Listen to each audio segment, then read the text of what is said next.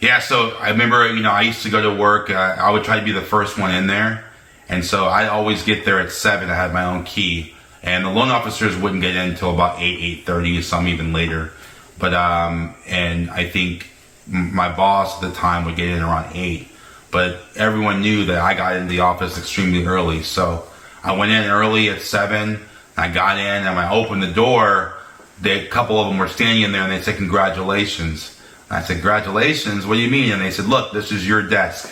And I had my own desk finally. And I was like, I think I started crying, and I was like, wow, because I knew that I had successfully completed, my task at hand, which was to become the best telemarketer I could become. And then, they recognized that. Now I became a loan officer. Now I'm like, wow, I got my own desk and I'm ready to kick ass. And so I did exactly that. So then I would now, field my own calls. And, I think that, looking back on it, I had a skill that was invaluable because a lot of loan officers didn't start off at the bottom like myself.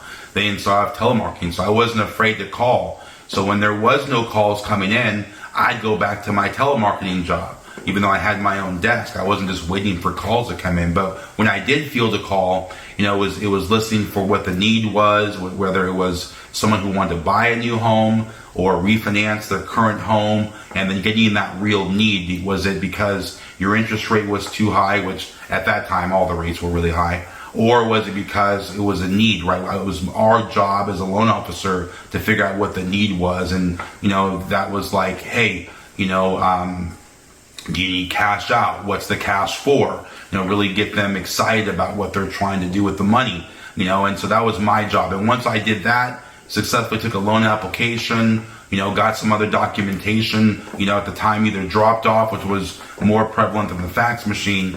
I would then go to the next step, which was finding a lender that would, take that loan, and then talking to my boss and let's get some pricing down and what that loan was going to cost the client.